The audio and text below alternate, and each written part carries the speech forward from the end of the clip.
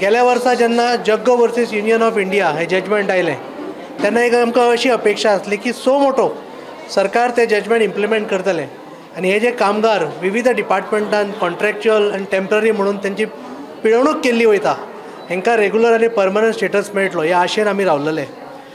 तांकां दिसलें गेल्या वर्सा की जातलें ह्या वर्सा म्हणून, पूण ह्या बजेटान सुद्दां सरकार फेल जाल्लें आसा ते जजमेंट इम्प्लिमेंट करपाक.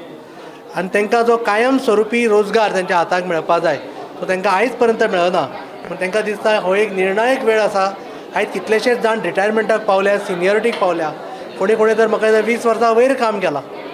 अशें पिळप म्हणजे खंय तरी म्हाका दिसता तेंचेर हो अन्याय आसा आनी तेंची हॅरेसमेंट आसा. खंय ना खंय समाजाच्या बारीक घटकाक वयर हाडपा खातीर केल्लो सोशल मुवमेंट आमचे पयलींचे कितलेशे लिडर्सांनी झगडून हो रायट आमच्या कामगारांक दिल्लो.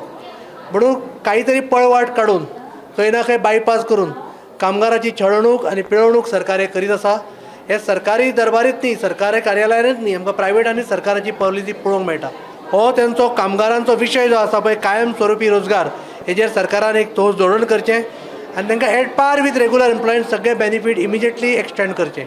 नाजाल्यार हे आंदोलनाची झळ ह्या सरकाराक जवळ बसतली हें तुमकां तुमच्या माध्यमान सांगूंक सोदता. सरकार सगळें रिप्रेझेंटेशन दिवन पळयतलें आनी सायमल्टेनियसली हायकोर्टाक आमी वचपाची आमी तयारी केलेली. 1 मे पासून तुमी कितें आमी 1 मे सरकाराक शिटकावणी दिला. हेजेर एक ठोस धोरण कितें तो आमकां सांगात, तुमी कन्वे करात.